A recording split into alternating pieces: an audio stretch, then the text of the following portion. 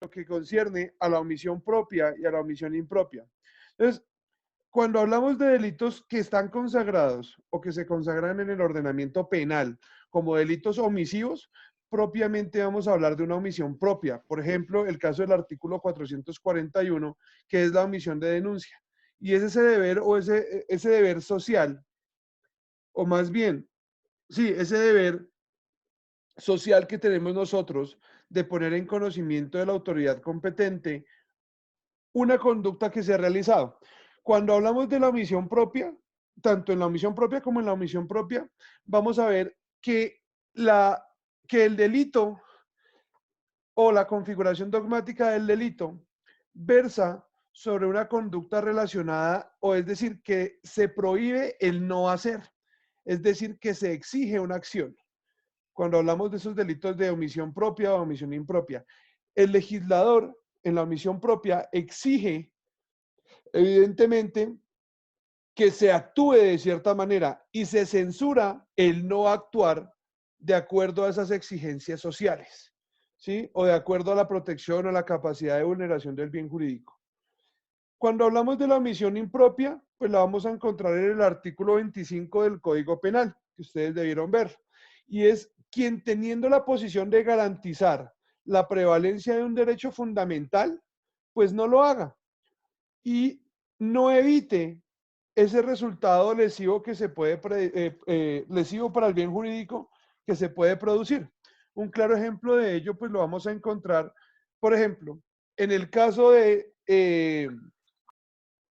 digamos, Camilo tiene la custodia de sus padres, ¿sí? De los padres de Camilo.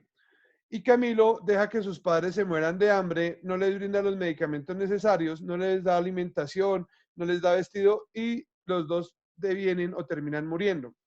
Si bien no se le puede atribuir la conducta de homicidio, sí hablaríamos de una ¿qué? De una comisión por omisión. No sé si recuerdan ese concepto. Y ese concepto de comisión, de comisión por omisión, es decir, que la conducta se desarrolla por no actuar de manera diligente con el propósito de evitar ese daño lesivo o la afectación al bien jurídico o el resultado que afecta al bien jurídico. En este caso sería la muerte de los padres de Camilo. Igualmente, por ejemplo, la posición de garante que tienen los padres sobre los hijos. Entonces, digamos que Clara tiene un hijo y Clara, por estar pendiente de la clase de penal, pues descuida al niño, el niño se acerca a la estufa, voltea una olla de agua hirviendo, le cae encima y el niño muere. Pues acá se le exigiría y se le puede adecuar ese homicidio a Clara porque ella es la que tiene la posición de garante, es decir, que tiene que salvaguardar los intereses de ese menor, ¿sí? Otro caso, que es un poco más complejo. Entonces, digamos que Camilo es el policía, ¿sí? Profe, buenas noches. No, el policía es Diego. Ah, Diego. Ah, Diego fue ayer Sí, perdón, profe. yo digo que activo las cámaras para ver qué tan lindas están. Listo, El que dijo que no estaba linda. listo. Entonces, ¿qué sucede? Digamos que Diego, siendo policía, se lleva su arma de dotación para la casa y la arma de dotación la deja debajo de la almohada y digamos que Diego tiene un hijo y el hijo de Diego saca el arma de dotación y le dispara a la empleada del servicio doméstico en el momento en que ella le exige que tiene que ir a bañarse. ¿Sí? El niño de manera rebelde coge el arma y le dispara. Es un niño de 8 años. Pues no le podemos atribuir responsabilidad penal al niño, pero ojo, ¿quién tiene la posición de garante allí? Pues Diego, por ser el papá.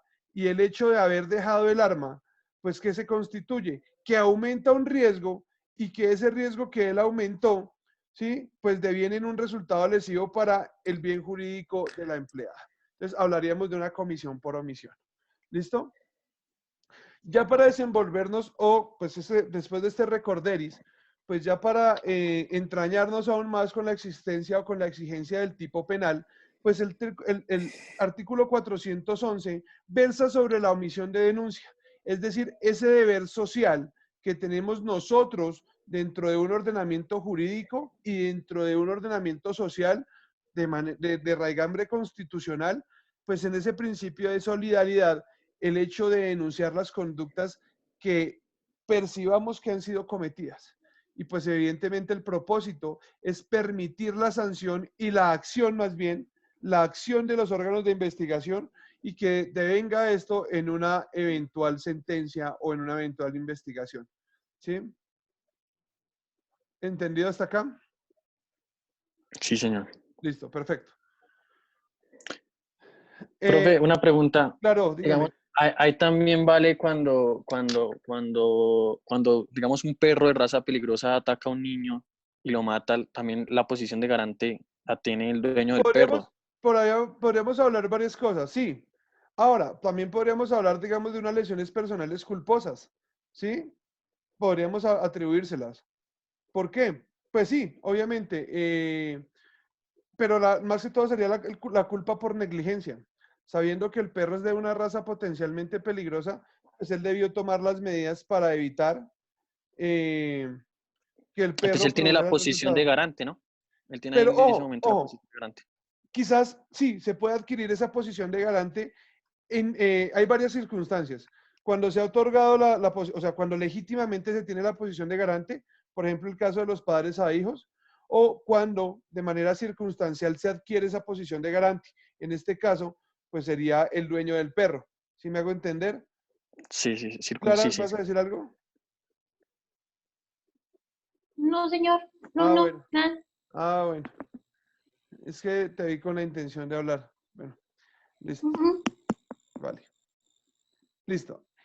Ojo, entonces cuando hablamos de este tipo penal de omisión, pues vamos a hablar de una omisión propia. Y esa omisión propia es el deber de denunciar una conducta que se sabe que se ha cometido. ¿Listo? Listo. Entonces el artículo 441 nos va a decir lo siguiente. El que teniendo conocimiento de la comisión de un delito de genocidio, desplazamiento forzado, tortura, desaparición forzada, homicidio, secuestro, secuestro extorsivo, extorsión, narcotráfico, tráfico de drogas, estupefacientes, sustancias psicotrópicas, terrorismo, financiación del terrorismo, administración de recursos relacionados con actividades terroristas, enriquecimiento ilícito, testaferrato, lavado de activos, cualquiera de las conductas contempladas en el título segundo, que son los que hablan sobre bienes y personas protegidas por el derecho internacional humanitario. En el título cuarto, todo lo que tiene, los que están relacionados con libertad, formación e integridad sexual. De este libro, en este caso, en este último caso, cuando el sujeto pasivo sea un menor de 12 años, eso está entre paréntesis, supongo que lo declararon inexequible. Ustedes que tienen su código ahí, por favor, me ayuden a revisar. Omitir sin justa causa, informar de ello de forma inmediata a la autoridad e incurrirá en prisión de 3 a 8 años. ¿Sí está declarado inexequible? Sí, señor. Listo, Sí, perfecto. sí. O sea, el término 12 años. ¿Sí? Entonces ahí lo deja en un menor. Sí. Sí, señor. Listo. Básicamente, cuando hablamos de esa omisión de denuncia en particular, pues vamos a encontrar una diferencia con la omisión de denuncia de servidor público. Acá no tiene una exigencia determinada la cualificación del sujeto activo. Es decir, no necesariamente tiene que tener alguna calidad para que se cumpla esa omisión de denuncia. Y obviamente tiene unos agravantes bajo ciertas circunstancias. Un claro ejemplo de este delito es, por ejemplo, la madre que advierte que su hijo o su hija, ¿sí?, es violada, ¿sí? Y no obstante evita denunciar esta conducta y es violada por su compañero, ¿sí? Es violada y evita denunciar esta situación por temor a que la dejen. Eso es una vaina súper común, más de lo que ustedes puedan creerlo. ¿Me escuchan bien? ¿O se Sí, entrecortó? señor. No, señor. ¿Hasta qué? No mucho, no mucho, profe. Recortado, mi internet está también malo. Sí, es No, que señor. se baja Gente- Esperen un segundo, hacemos una cosa entonces. Entonces, esperen un segundito acá.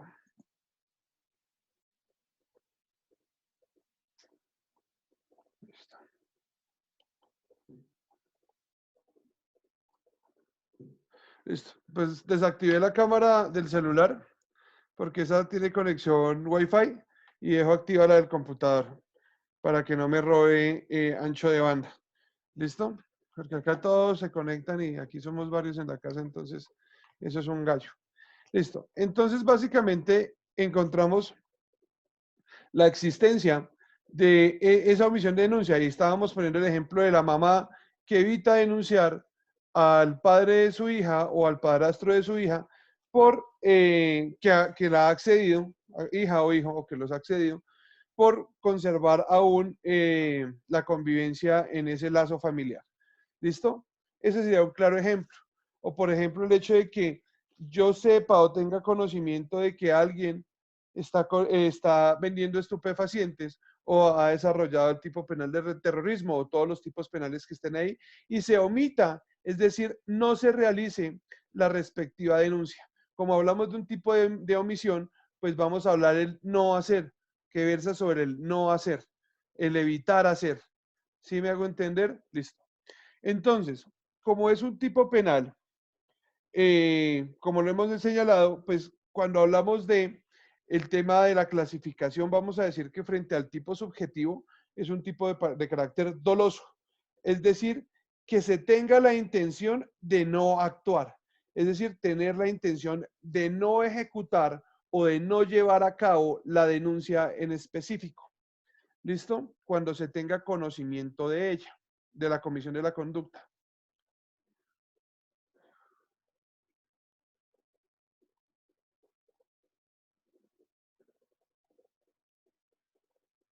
Listo.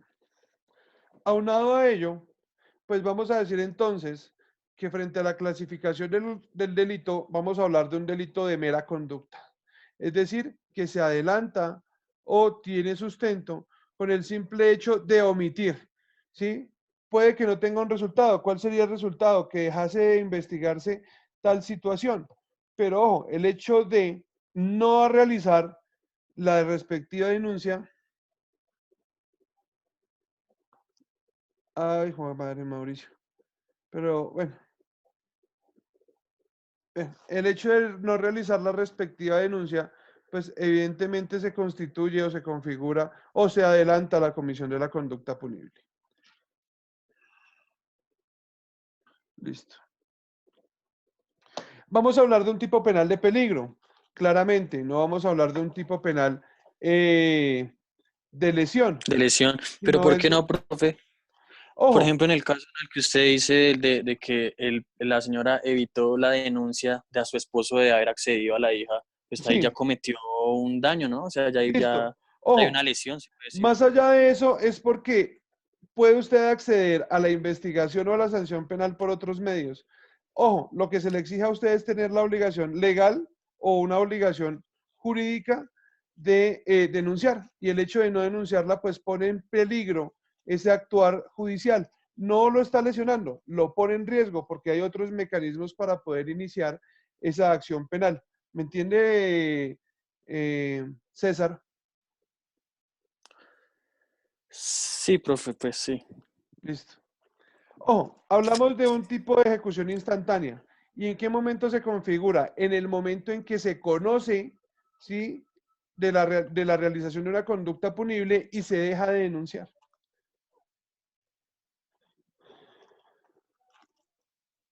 Listo. ¿Es monoofensivo o pluriofensivo? Mm,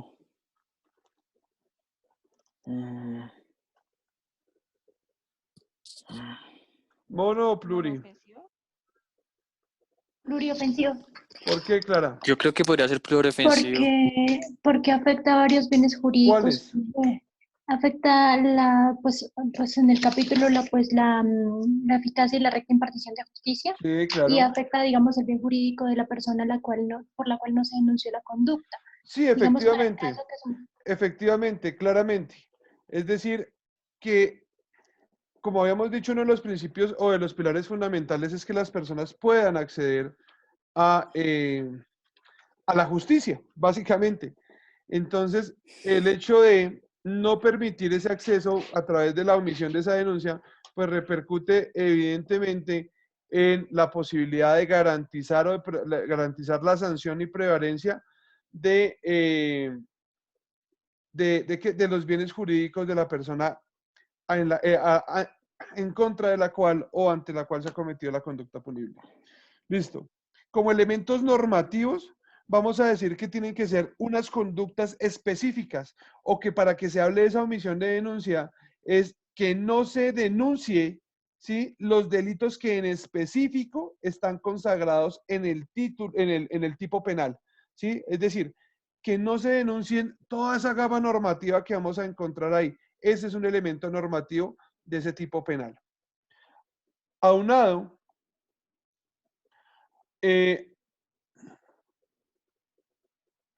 que tiene que realizarse efectivamente esa denuncia o que no se realice ante la autoridad competente. En este caso, pues claramente va a ser la Fiscalía General de la Nación. Listo.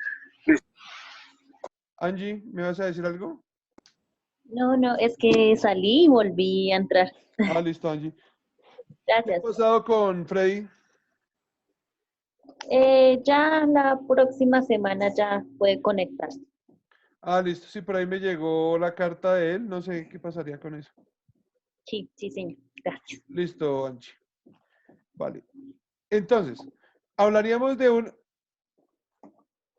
un sujeto activo cualificado. No, no se le exige, No. pero básicamente sí es necesario que esa persona, que es el sujeto activo de la conducta, tenga conocimiento de qué, de que se ha adelantado o se ha actuado por parte de un tercero de manera arbitraria y que viola y que vulnera el estatuto penal en los tipos penales en específico que están allí. ¿Listo?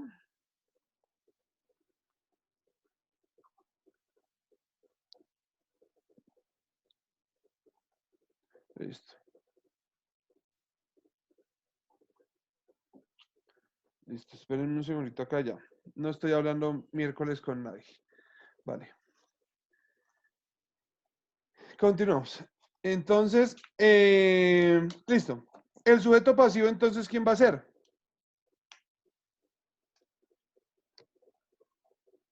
Indeterminado. ¿Seguros? No, también el Estado, pues por la, Efectivamente, el sujeto pasivo de la por conducta la- va a ser el Estado. ¿Por qué? Porque el hecho de omitir la denuncia evita o impide que el Estado, como garante del bien jurídico de la seguridad, perdón, de la seguridad jurídica o de la recta impartición de justicia, pues actúe partición. a fin de sancionar, de perseguir y sancionar esa conducta que ha dejado de ser investigada. Listo. Entonces, cuando hablamos de el objeto jurídico, vamos a decir que es la pronta impartición de justicia. Pronta impartición de justicia.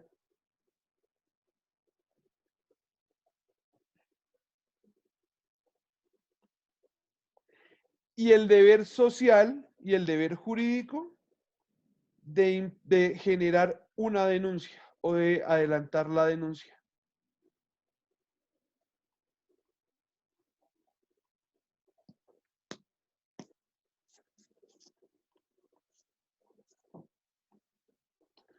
¿El objeto material cuál va a ser? Fenomenológico. Sí, claro, evidentemente. Es decir, porque recae sobre la denuncia que deja de hacerse Sobre la, por y teniendo o habiendo tenido conocimiento de ella. Listo.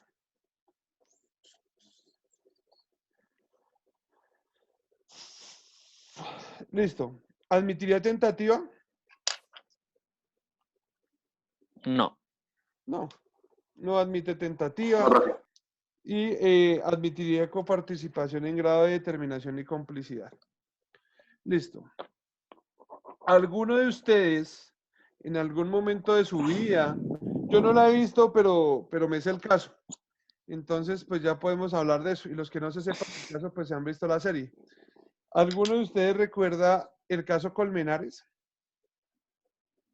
Sí, La claro. muerte de Luis Andrés Colmenares.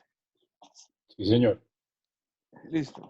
No me cuenten qué pasó con Luis Andrés porque no quiero entrar en si lo mataron, si se cayó al pozo, si estaba borracho. No, no lo quiero saber. Sí, porque la verdad, pues creo, si no estoy mal, la sentencia salió por absolución por duda. Entonces, pues la verdad judicial se ha dicha, a pesar de que no se ha resuelto la segunda instancia y esa vaina se va a segunda instancia y casación. Entonces tenganlo más que seguro. ¿Listo? Entonces, ¿qué sucedía en el caso Colmenares dentro del proceso? Alguien que me cuente alguna particularidad de ese proceso penal. ¿Cómo así, profe? ¿Cómo así? O sea, hubo un proceso que buscaba demostrar la responsabilidad penal de Laura Moreno y de Jessy Quintero, Sí, Sí, sí, sí. de Carlos Sánchez. ¿Carlos Sánchez es que se sí, llama? No, Carlos... Cárdenas. No, Cárdenas, sí, señor. Carlos sí. Cárdenas, sí, se llama como un profesor mío de la universidad.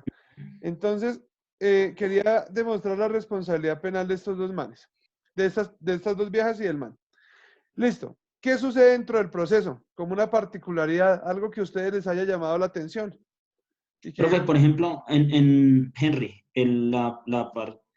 la participación de un celador, un guarda de seguridad, sí, ¿qué que pasó dio con un ese man? testigo, dio un testimonio falso. Es Evidentemente. omisión de Sí, denuncia. como Sí, las, los datos faltan. como los Que vacíos que se admitió presentaron en todas las y audiencias. juró ante o sea, ante la autoridad competente que él había No, no estado me hable en de el omisión de denuncia. Ahí hablamos de no, un no, falso testimonio. eso, falso testimonio. Muy bien, César y Henry, ese era el punto al que queríamos llegar.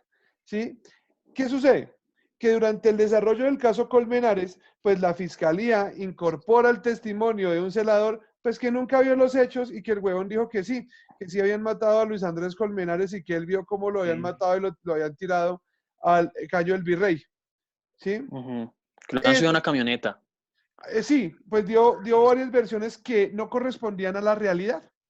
¿Sí? Sí, Que porque él no tenía, el man no estaba ni en el momento ni en el lugar en efectivamente, eso. no estuvo Por ni en la el momento minuta ni en el lugar sí. de los hechos. Entonces, no se le podría atribuir bueno, se le puede atribuir tal responsabilidad Sí, al sí, man. sí. Claro, efectivamente, el falso testimonio versa sobre el hecho de que usted, estando en actuación judicial a la cual ha sido llamado, pues dé una versión falsa, ¿sí? O carente de veracidad ante el juez. Por ejemplo, y eso se ve mucho también en los procesos, tanto en los de familia, por ejemplo, en el reconocimiento de la unión marital de hecho, pues, ¿qué se requiere? Que se necesitan unos testigos. Y, por ejemplo, yo vi varios procesos penales donde llevaban unas viejitas y decían, no, pues es que sí, ellos vivían juntos y yo los veía por ahí y nunca en la vida los habían visto. Si me hago entender, ahí encontraríamos ese falso testimonio. ¿Sí? Sí, sí, sí, sí. Afirmar la existencia de una realidad que no es. Si me hago entender, entonces, ante Sí. autoridad judicial, decir y bajo la gravedad de juramento, Juramento. por eso es que en los procesos penales o en los procesos de cualquier característica, pues, ¿qué le hacen tomar al testigo? Pues que jure decir la verdad. En los Estados Unidos, este delito de falso testimonio se llama el delito de perjuro, es decir, faltar a la verdad en una actuación judicial. ¿Sí? ¿Por qué? Porque usted está jurando y el juramento implica un grado de veracidad o de compromiso con la verdad y De compromiso buena con el fe. proceso. ¿Listo?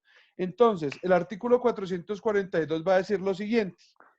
El que en actuación judicial o administrativa, bajo la gravedad del juramento ante autoridad competente, falte a la verdad o la calle total o parcialmente, incurrirá en prisión de 6 a 12 años. A mí una vez me pasó una compañera, la vieja es muy pila, eh, la vieja es muy pila. ¿No está Elkin? ¿Elkin no vino? Elkin. Lo debieron dejar sin llaves otra vez. No lo veo. No, Elkin no está, bro. Bueno, el caso es que mi amiga, la vieja es una berraca y la vieja es una litigante brutal.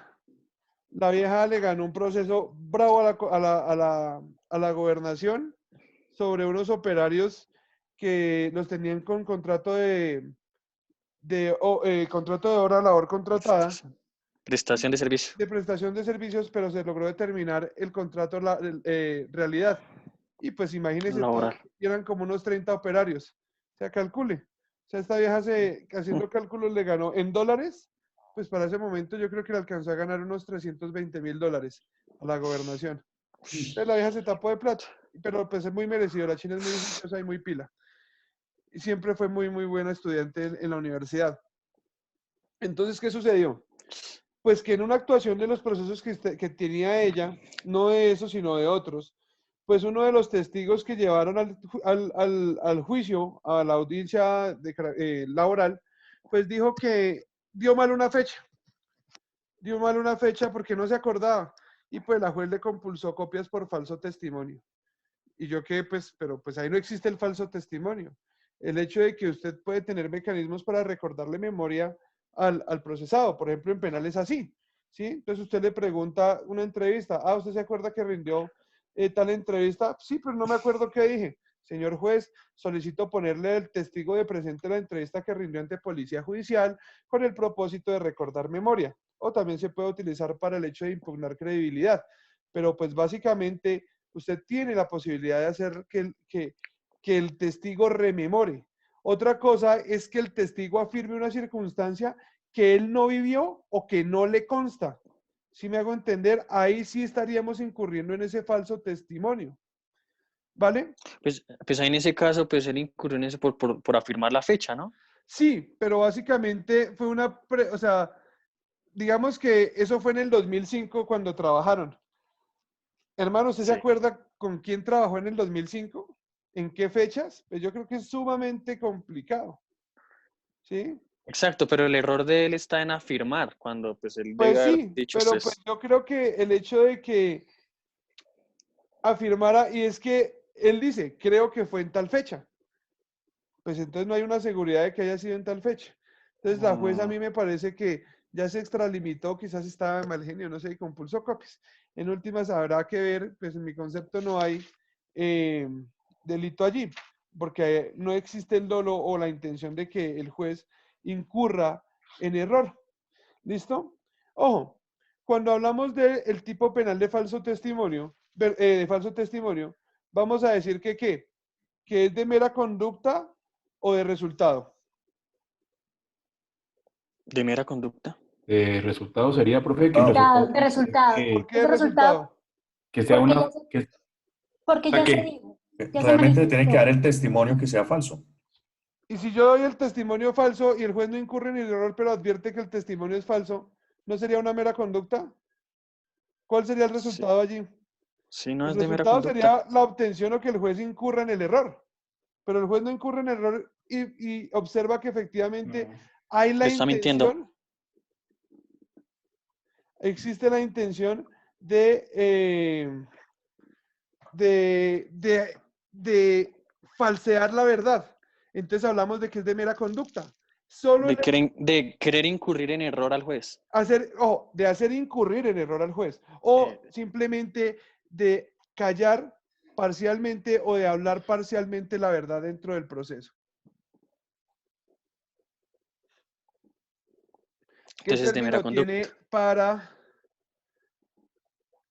denunciar el falso testimonio? Uy, pero ese delito no es querellable, por ejemplo. Espere. No, de 6 a 12 años, no es querellable. Generalmente lo hacen ahí mismo. Generalmente cuando se advierte, lo hacen ahí mismo. Recuerden que la única opción para que concurra la imposibilidad, ojo, pues es que la compulsa de copias es para que de oficio, le respondo a Lucía la pregunta que hizo ahí en el chat, es para que, contesto la pregunta y estemos pilos, ya les hago llegar el link otra vez. A mí se me olvidó que nos íbamos a contactar hoy por Hangout, pero yo ya creo que la próxima clase lo hacemos. Y ya les envío. Entonces, ¿qué sucede, Lucía? Pues que compulsa de copias y ya la fiscalía, con esa información que ha brindado el juez, de que se tiene el posible o el presunto conocimiento de la existencia del falso testimonio, pues la Fiscalía iniciará la investigación, ¿sí? O incluso cuando se haga la valoración probatoria y se advierte que el testigo incurrió en falso testimonio, pues el juez, dentro de sus facultades, puede compulsar las copias por el falso testimonio. Básicamente, el término de prescripción para la denuncia, ¿cuál sería? Pues el mismo término de la mayoría del delito, es decir, tiene 12 años para denunciar. Básicamente. ¿Listo? Esperemos que esta vaina sea... Es que en materia civil he visto que en algunos procesos, pues de pronto hay falsos testimonios en cuanto a, por ejemplo, las pertenencias. Sí. Y Sí, claro. la gente muchas veces no denuncia. No, pero el juez puede compulsar copias de oficio.